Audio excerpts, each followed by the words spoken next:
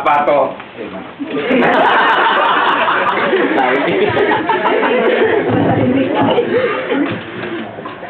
Apa toh tandanya goro-goro Natal?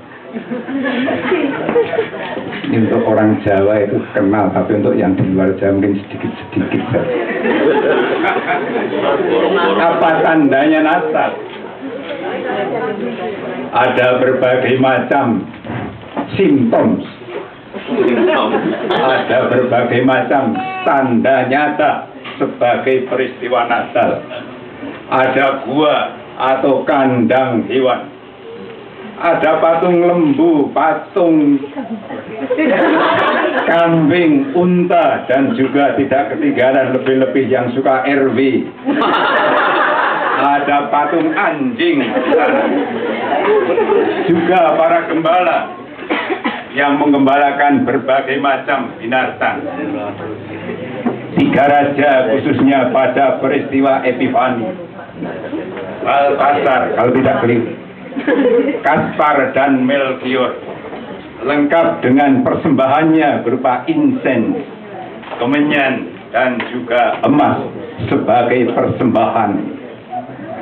Para malaikat yang bergelantungan di atas gua atau di atas pohon Natal. Pohon Natal dan lampu Natal di mana-mana ada, apalagi di Filipina, di sekitar Cubao.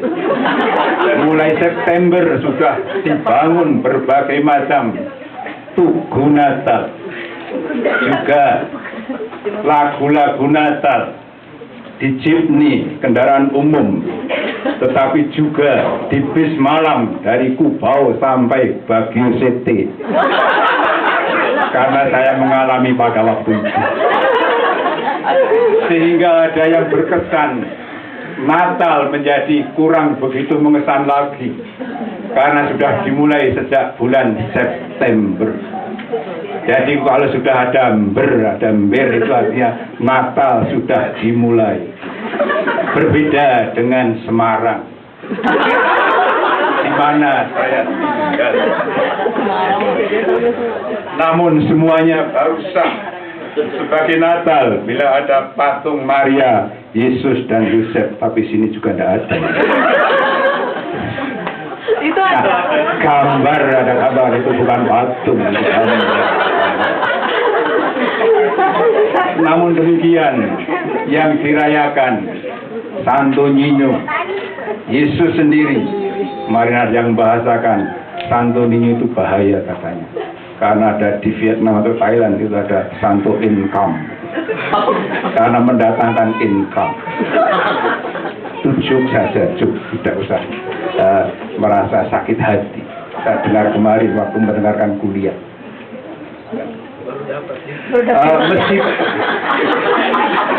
Maka masih agak segar. Ini lalu tidak ada khotbah lagi, khotbahnya sudah pastor di awal, katanya tidak mau khotbah, sudah menerangkan berbagai macam perdamaian, kesatuan. Maka tugasnya sekarang tinggal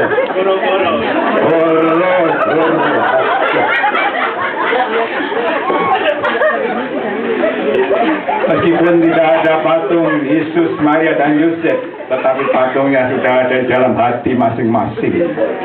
Sehingga Tuhan Allah tahu maksud kita untuk merayakan Natal. Meskipun baru 2 minggu dilahirkan, dasar bayi istimewa Santo Niño itu, maka sekarang sudah berkeliling, berbuat baik. Dan pada saat ini ada 3 pengikut terdekat yang sudah mengikutinya. Maka datanglah Petrus, Paulus, dan Maria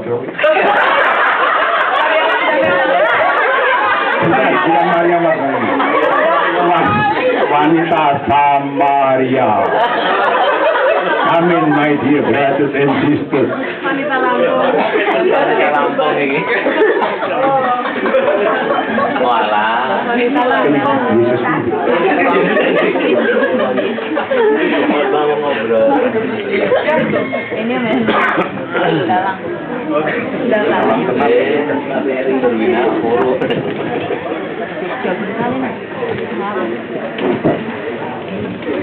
Batas ini. Harus baca skrip baru ditulis semalam.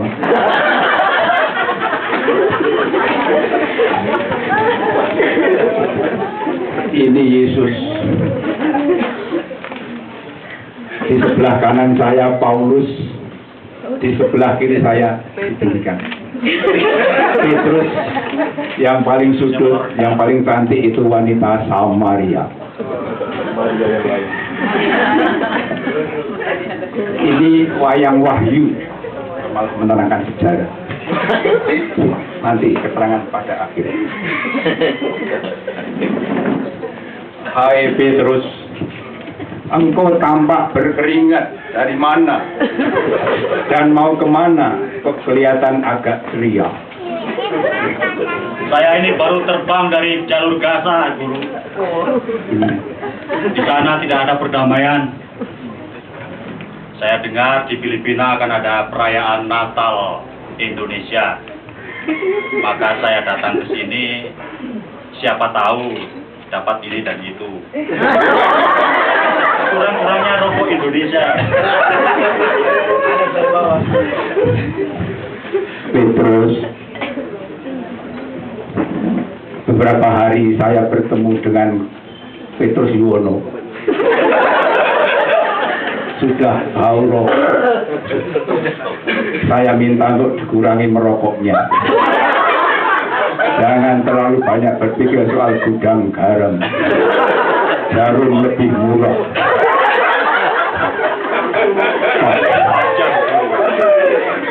Loh, ini juga Paulus tampak terengah-engah, tetapi agak ungu wajah.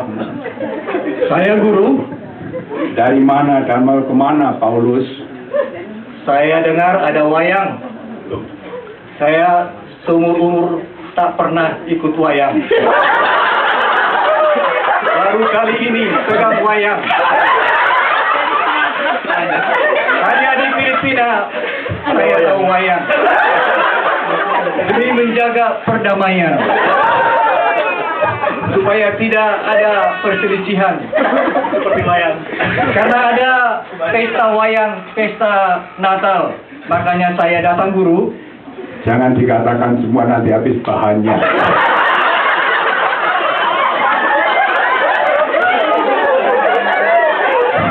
Paulus, sejak kemarin malam, pada waktu kita sedikit berlatih sudah kelihatan bahwa orang Batak tidak pernah pegang wayang. Kelihatan kaku sekali. Berbeda dengan yang Yesus ini, karena memang dalam. Silakan duduk Paulus.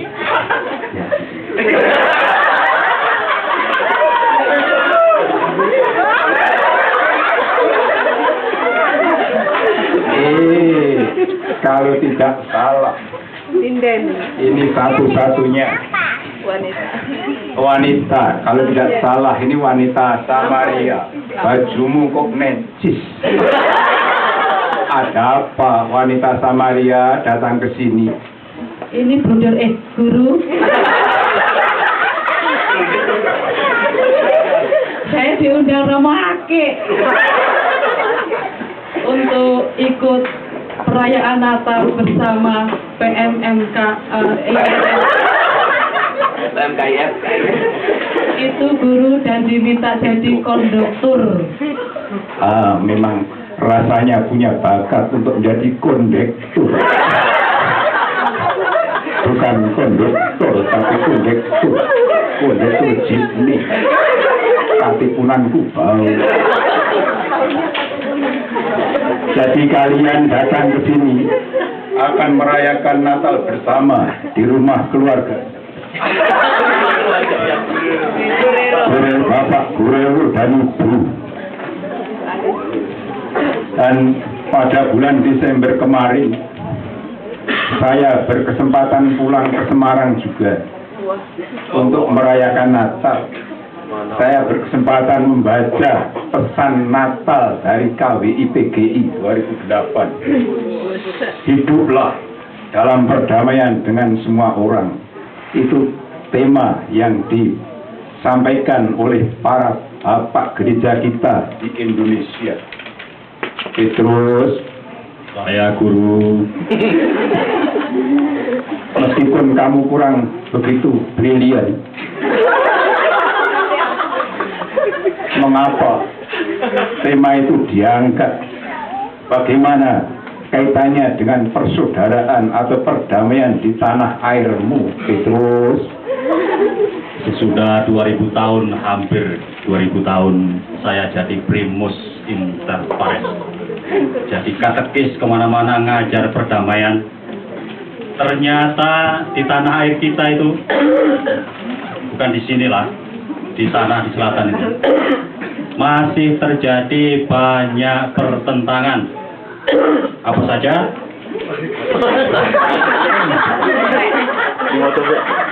Terjadi banyak perkelahian yang disebut sara antar golongan itu. Jabatan-jabatan fungsi pemerintahan diperebutkan dengan menggulingkan kawan-kawannya sendiri. Itu kan saya prihatin. Rasanya benar, saya membaca Kompas juga. Paulus, saya guru, kamu agak brilian sedikit. Ya, banyak. Bagaimana pendapat soal hidup damai di Indonesia dengan semua orang? Kamu kan pernah menulis pada teman-temanmu di Roma dalam bab 12, khususnya 18, mungkin ada sedikit latar belakang teologi. Baik guru, guru telah mengajarkan agar damai di seluruh bumi. Dan perdamaian satu-satunya yang menjadi jalan untuk hidup bahagia. Maka seharusnya dengan kehadiran guru di tengah-tengah dunia ini terciptalah damai, di mana damai bisa menghargai orang-orang lain, menghargai budaya dan agama orang lain, sehingga bisa duduk berdampingan. Disitulah tercipta yang guru cita-citakan, kerajaan Allah. Teologimu lumayan, Paulus. Wanita Samaria, meskipun kamu hanya baru berjumpa saya sekali di dekat sumur Yakub, apa yang menarik soal solidaritas dari pesan gembala itu? Kita tidak omong kosong, kita harus berbuat konkret, guru, terhadap mereka yang kecil, lemah, miskin, dan tersingkir. Tak kecuali mereka yang cacat, guru. Baik, memang biasanya perasaan perempuan itu lebih tajam dari perasaan laki-laki. Maka apa yang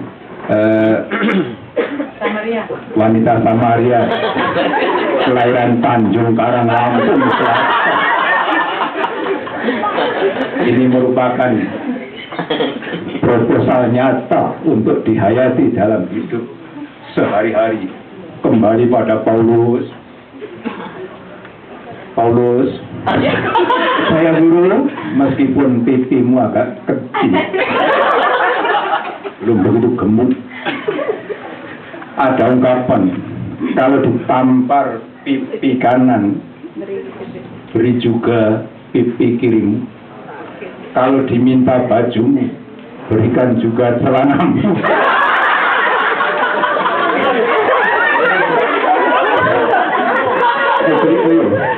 Berikan juga yang lain yang dibutuhkan.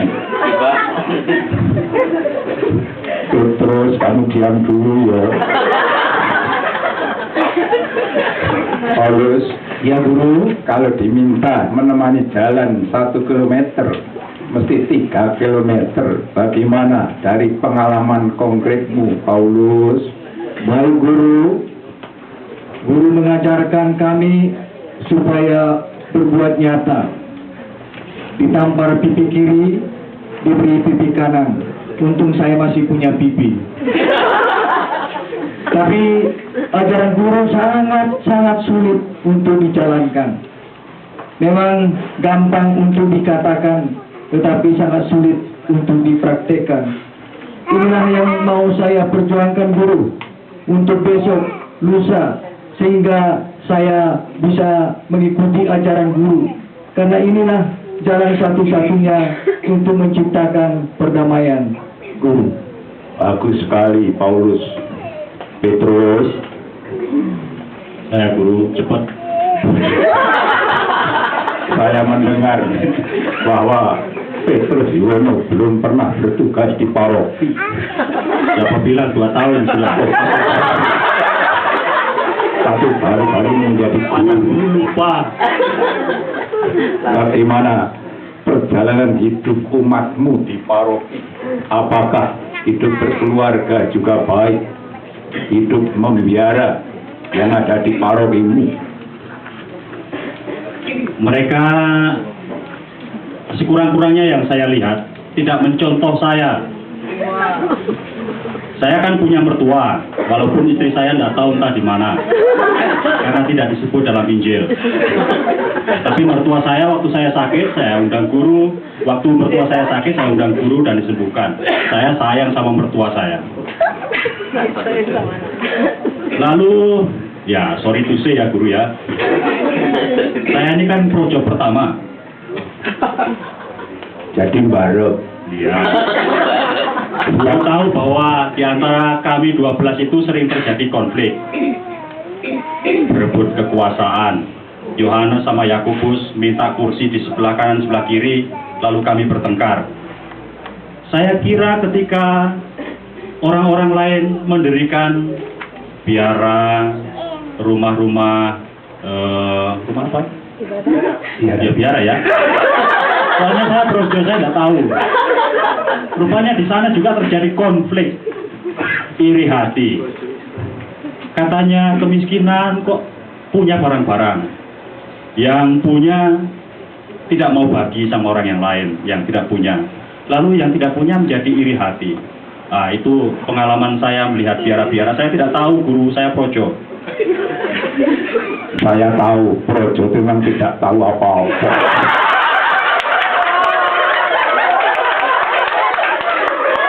Berbeda dengan kongregasi. Tetapi benar yang Petrus katakan, yang kongregasi mengucapkan kaul, tetapi yang menjalankan orang lain.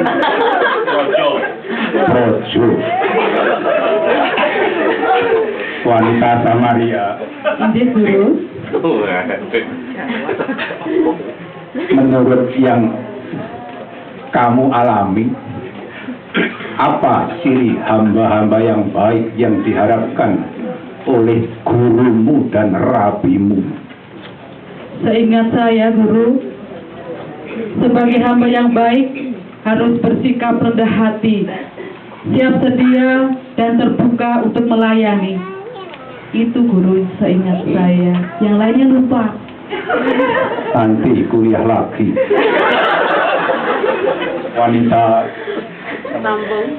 Wanita Samaria.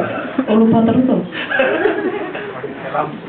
Dari pengalaman baik Paulus maupun Petrus, bagaimana semuanya mengalami bahwa banyak kendala di dalam melaksanakan apa yang dituntut atau yang ditulis dalam Beatitudes, dalam 8 sabda bahagia. Bagaimana pendapatmu supaya tetap berjuang dan tidak putus asa, Samaria wanita Samaria? Injil guru, saya masih ingat perjumpaan pertama saya dengan guru. Segalanya dapat terjadi bila bersumber pada air hidup di sumur Yakub itu, guru.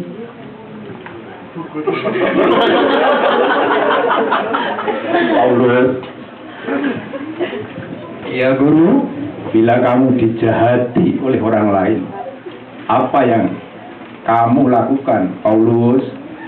Iya, mula-mula saya pikirkan kalau saya dijahati, ku jahati balik. Karena tahan terus-terus dijahati. Tetapi setelah berjumpa dengan guru, maka kalau saya dijahati, maka saya doakan mereka, karena mereka tidak tahu apa yang mereka perbuat. Itu guru. Dialognya habis. Bersih banget ya. Terima kasih pada Paulus, Petrus, dan juga wanita Samaria.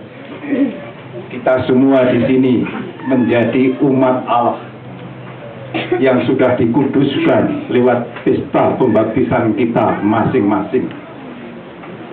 Tugas kita berbuat baik kepada semua orang tanpa membeda-bedakan.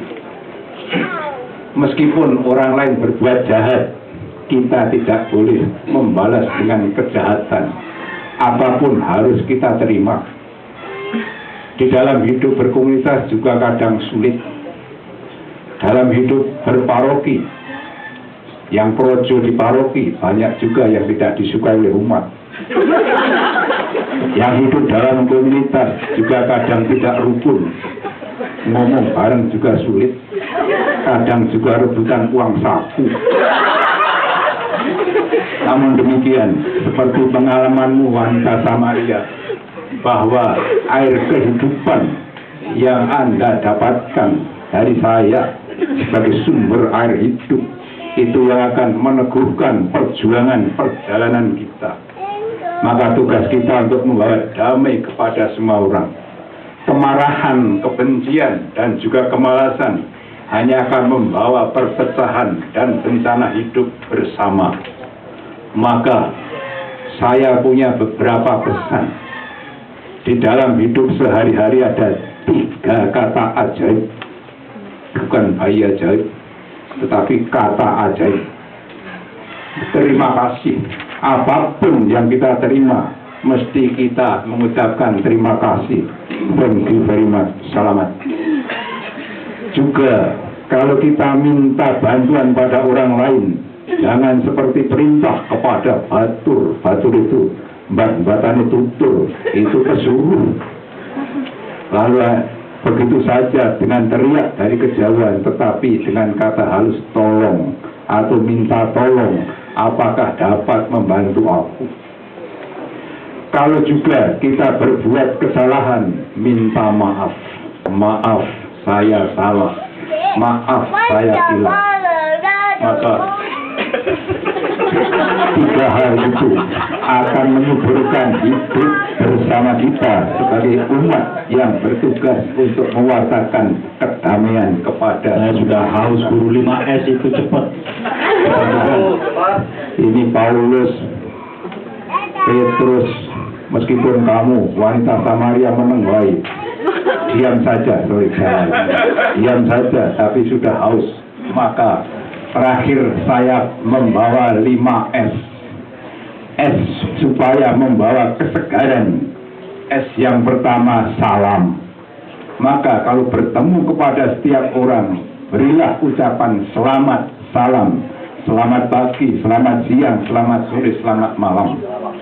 Yang kedua, S yang kedua, sapa. Sapalah mereka. Jangan dengan muka cemberut, tetapi sapaan ditambah dengan senyum. S yang ketiga itu senyum. Maka ada salam, sapa, senyum, dan semuanya harus dilandasi dengan S yang paling manis adalah sayang. Maka ada salam, sapa, senyum, dan sayang. Semuanya dibungkus dalam taplak meja yang disebut sepenuh hati. Maka beliau bawalah salam, sapa, senyum, sayang sepenuh hati. Terima kasih. Mari kita tepuk tangan. Selamat ulang tahun, selamat tahun baru untuk kita semua. Terima kasih.